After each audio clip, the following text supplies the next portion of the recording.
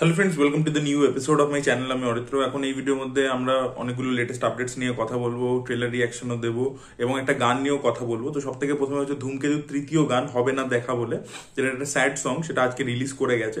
তো সেটা নিয়ে প্রথমে একটু কথা বলবো। গানটা দারুণ হয়েছে, খুবই ইমোশনাল।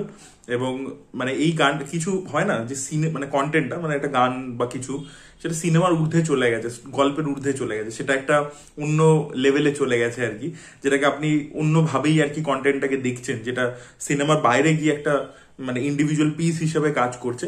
সেটা এই গানটার সাথে কোথাও গিয়ে হতে চলেছে বলে আমার মনে হয়। আমার মনে হয় প্রত্যেকটা যারা দেব শুভশ্রী জুটির ফ্যান, তারা কোথাও গিয়ে গানটার সাথে রিজোনেট করতে পারবে এবং গানটা দেখে তাদের কোথাও গিয়ে একটা খারাপও লাগবে, বিকজ একটা নস্টাইলজিয়া, এই জুটিটাকে সবাই চায় একসাথে, এবং সেখানে এই গানটা কোথাও গিয়ে বলছে যে এটা শেষবার আর দেখা হবে না। সো ওই জিনিসটা একটা গল্পের ভিতরে, it is working in two layers, মানে inside the film also story অনুযায়ী, এবং একটা বাইরে আর কি রিয়েল ওয়ার্ল্ডে। সো সেই জিনিসটা খুব মানে ইমোশনালি হিট করেছে। লিরিক্স গুলো খুবই সুন্দর, গানটাও খুব সুন্দর।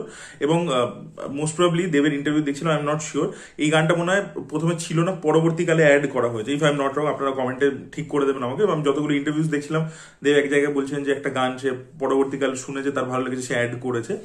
সেটাই মাইট বি হয়তো এটা, আমার আই মে বি রং, আমি যেটা আবারও বলছি। তো সেটা আপনারা অবশ্যই কমেন্টে জানান। তো গানটা কিন্তু খুবই ভালো হয়েছে, আমার পার্সোনালি খুব ভালো লেগেছে। তিনটে গান এখন অব্দি যা এসেছে, প্রথম গানটাতে আমরা একটা রোমান্টিক কেমিস্ট্রি দেখতে পেয়েছিলাম, পরের গানটা মাকে নিয়ে ছিল, আর এই তৃতীয় গানটা একটা কোথাও গিয়ে একটা মানে দূরে থাকা ভালোবাসার মানুষটাকে সামনে দেখতে পাচ্ছি, বাট আর তার সাথে দেখা হবে না, সেরকম একটা ফিলিং। তো প্রত্যেকটা গানের মধ্যে একটা করে ইমোশন কিন্তু উঠে আসছে আর কি, এবং মানে স্টোরিটাকে ফরওয়ার্ড করে নিয়ে যাচ্ছে, সেটাও আমরা বুঝতে পারছি আর কি। মানে important aspect of the story হতে চলেছে গানটা। তো সেটাও আর কি খুব ভালো লাগছে। তো যাই হোক, আপনাদের রিয়াকশন অবশ্যই কমেন্টে। এবার আমরা কথা বলবো হচ্ছে ভার্স 2 এর ট্রেলার নিয়ে। ইয়েস, ভার্সের পার্ট 2 রিলিজ করতে চলেছে, তার ট্রেলার চলে এসছে। এবং সব থেকে শকিং ব্যাপার হচ্ছে এই ছবিটা হিন্দিতে রিলিজ করতে চলেছে। এবার শয়তানের মেকার্সরা কোথায় যাবে?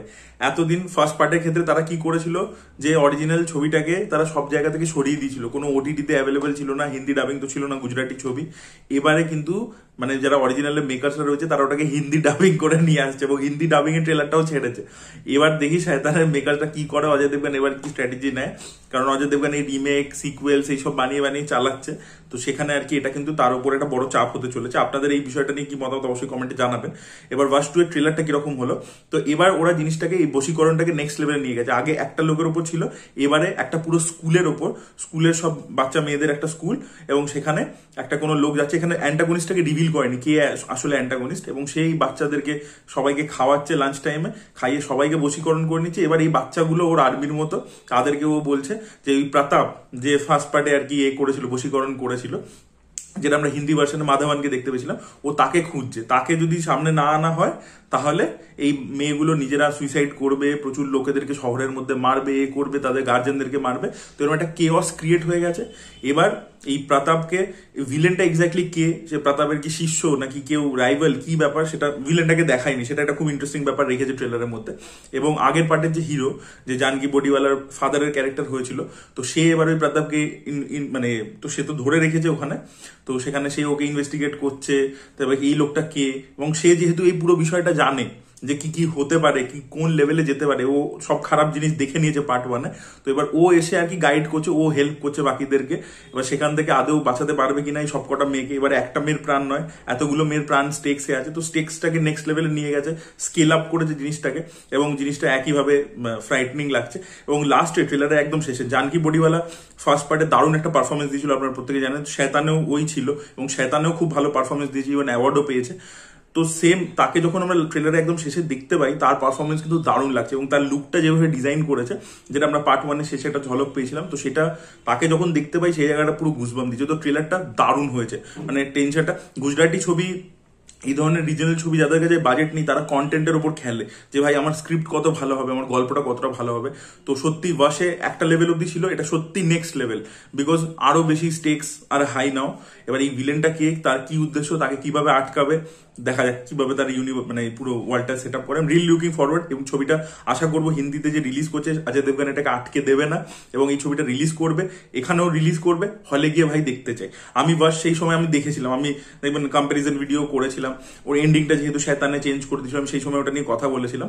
তো আমি এইবারেরটা তো হলে গিয়ে দেখতে চাই ভাই, পার্ট 2টা। আপনাদেরও কি সেম ওপিনিয়ন কিনা অবশ্যই কমেন্টে জানাবেন। সো পরবর্তীতে আমরা কথা বলবো যে তেহরানের ট্রেলার নিয়ে। এটা জন আব্রাহামের ছবি, দীনেশ বিজান প্রডিউস করেছে, ম্যাডক ফিল্মস। তো এই ছবিটা থিয়েটারে রিলিজ করছে না, ওটিটিতে ডাইরেক্টলি আসবে জি5-এ 15 অগস্ট, মানে স্বাধীনতা দিবস উপলক্ষে রিলিজ করতে চলেছে ছবিটা। এবার এই ছবিটা দেখুন ওটিটিতে ডাম্প করছে, মানে বুঝবেন ছবির মধ্যে কিছু গন্ডগোল আছে। এবং ছবিটা প্রচন্ড ছোট একটা রান টাইমের ছবি হতে চলেছে, মাত্র 1.5 ঘন্টা।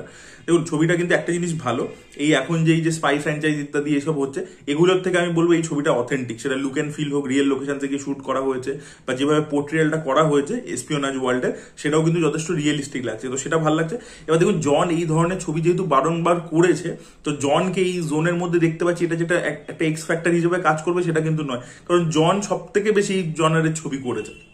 তো সেই জন্য যে খুব মানে ট্রেলারটা দেখে দারুণ লাগছে সেটা ব্যাপার নয়। এটা যদি এটা কোনো অন্য হিরোকে হয়তো দেখতে পেতাম তাহলে হয়তো বেটার লাগতো আর কি। বাট এমনিতে মিলিউ, লুক অ্যান্ড ফিল ইত্যাদি সেগুলো ভালো লাগছে। জনের পারফরমেন্স এই জোনের মধ্যে ভালোই হয়। এবার দেখা যাক, ট্রেলারটাতে আমরা দেখে বুঝতে পারছি যে এই যে এজেন্টটা, তাকে সবাই আর কি ডিজোন করে দিয়েছে। সে একটা মিশনে গেছিল, সেই মিশনটা ইন্টারন্যাশনাল একটা সয়েলে হচ্ছিল, এবং সেখানে সবাই তাকে ডিজোন করে দিয়েছে, তার নিজের দেশ তাকে ডিজোন করে দিয়েছে। এবার সে কিভাবে আদৌ মানে মিশনটা কমপ্লিট করে ফিরতে পারবে কিনা, নাকি ওখানেই ফেসে যাবে, কি হবে সেটা নিয়ে হতে চলেছে। দেখা যাক, মানে গল্পটাকে এই এমনভাবেই ট্রেলারটা কাটিং করেছে, এক্স্যাক্টলি মিশনটা কি ব্যাপার সেগুলো অতটা ডিটেল আমাদের সামনে রাখেনি। দেখা যাক ছবিটা কিরকম হয়। আমি খুবই নমিনাল আশা রাখছি, বিকজ যখনই ছবি বুঝবেন যে প্রডিউসার ওটিটিতে ডাম্প করে দিচ্ছে, তখনই বুঝবেন ছবির মধ্যে কিছু প্রবলেম আছে। সেই জন্যই আমি খুব একটা এক্সপেকটেশন রাখছি না। পরবর্তীতে আমরা আপডেটস গুলো নিয়ে কথা বলবো। সব থেকে প্রথমে কিংডমের বক্স অফিস নিয়ে কথা বলবো। তো প্রডিউসাররা একটা ফিগার দিয়েছে, সেটা হচ্ছে 39 crores worldwide gross day 1-এ, সেটা তারা দিয়েছে। নন ফেস্টিভ্যাল রিলিজ হওয়া সত্ত্বেও এরকম একটা কালেকশন করেছে। বাট ট্রেড ফিগার সেটা কোড করবো আপনাদের সামনে। তো যে স্যাকনিল বলে যে ওয়েবসাইট আছে, তারা বলছে ডে 1-এ 15 crores 75 lakhs কালেকশন হয়েছে। এটা হচ্ছে ইন্ডিয়ান নেট কালেকশনের কথা আমি বলছি। প্রথমে যে ফিগারটা প্রডিউসারদের কথা বললাম, ওটা ওয়ার্ল্ড ওয়াইড গ্রসের কথা আমি বললাম। তো এটা আর কি স্যাকনিল বলছে, যে ফিগারটা সেকেন্ড জানলাম, যেটা ট্রেড ফিগার আর কি। তো দেখা যাক এর পরবর্তীতে আমরা যখন বাকি কালেকশন গুলো জানতে পারবো, তখন বুঝতে পারবো যে প্রডিউসাররা বাড়ি চাড়িয়ে বলছে কিনা। অলরেডি যেদিনকে ছবি রিলিজ হয়েছে সেদিনকেই তারা একটা প্রেস মিট টাইপের, সাকসেস প্রেস মিট টাইপের করে দিয়েছে।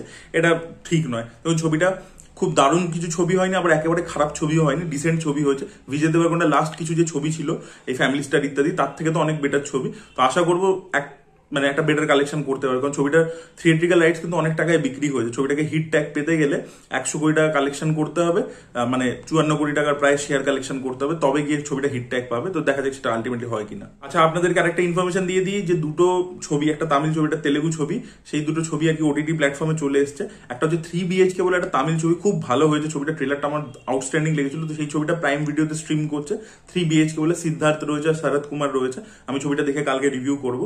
আর এছাড়া থামুডু বলে একটা ছবি, নিতিনের ছবি, সেটা নেটফ্লিক্সে চলে এসছে আর কি।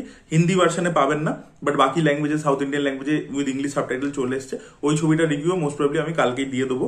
ওই ছবিটা আমার দেখার ইচ্ছে ছিল, ট্রেলারটা আমার ইমপ্রেসিভ লেগেছিল, বাট ছবিটা তো বক্স অফিসে ডিজাস্টারই হয়েছে। দেখি কি ভুল করেছে তারা, সেটা তো কালকে মানে যখন দেখবো ছবিটা তখন বুঝতে পারবো। তো এই দুটো রিভিউ কালকে আমার চ্যানেলে আসবে মোস্ট প্রবাবলি।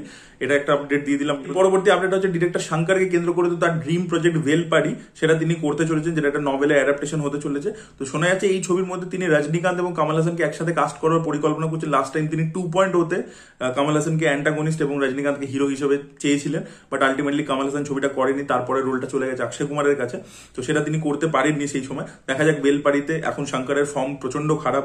ইন্ডিয়ান 2 ডিজাস্টার হয়েছে, গেম চেঞ্জার ডিজাস্টার হয়েছে, তার পরবর্তীতে ইন্ডিয়ান 3-তে আবার তারা কাজ করছে উইদাউট স্যালারি, মানে কমল হাসান শঙ্কর কোনো স্যালারি না নিয়ে কিছু পোর্শনস রিশুট, কিছু গান রিশুট করবার প্ল্যান করছে। তো সেটা ক্রিসমাস টার্গেট করছে, দেখা যাক সেটা তারা হয় মানে করতে পারে কিনা। আর সেই সময় এরকম দুটো বড় স্টারকে নেওয়া, একটা এরকম টাইপের ছবি 3টে পার্টে বানানো, মাউন্ট করা, সেটা এই মুহূর্তে কিন্তু খুব ডিফিকাল্ট হতে চলেছে শঙ্করের জন্য। দেখা যাক তিনি করতে পারেন কিনা, এবং এই ছবিটার মাধ্যমে আদৌ তার কামব্যাক হয় কিনা। এর পরবর্তী ভিডিও লাস্ট আপডেটটা হচ্ছে STR49-কে কেন্দ্র করে, যেটা STR বানাচ্ছেন হচ্ছে আমাদের এর সাথে, ভেট্রিমারানের সাথে। তো এই ছবি শুটিং কিন্তু সেপ্টেম্বরের সেকেন্ড উইক থেকে চালু হতে চলেছে। আর এটা একটা অ্যানাউন্সমেন্ট প্রোমো শুট করা হয়েছে, যার মধ্যে আমরা ডিরেক্টর নেলসনকেও দেখতে পাবো। নেলসন এই ছবির পার্ট হতে চলেছে। তো সেটা রজনীকান্তের কুলি, যেহেতু সেই ছবিটাকে নিয়ে প্রচন্ড হাইপ রয়েছে, তার সাথে অ্যাটাচ থাকবে ওই যে প্রোমোটা, অ্যানাউন্সমেন্ট প্রোমোটা, সেটা হলে যারা দেখতে যাবে কুলি, সেখানেই আর কি দেখতে পাবে। ডেফিনেটলি এখানে হবে না, সেটা ওই তামিলনাড়ুতেই হবে আর কি, বিকজ ওটা ভেট্রিমারানের ছবি আর কি, তামিল অডিয়েন্সকে মাথায় রেখেই করা হয়। তো সেই স্পেসিফিক আর কি, খুব লোকাল আর কি, ছবিটা খুব রুটেড। তো সেখানে কুলির সাথে ওটা অ্যাটাচ থাকবে আর কি। So this were the update guys. আপনাদের কি বক্তব্য অবশ্যই কমেন্টে জানাবেন। এই ভিডিওটা ভালো লেগে থাকলে লাইক করুন, শেয়ার করুন, চ্যানেলটি সাবস্ক্রাইব করতে ভুলবেন না।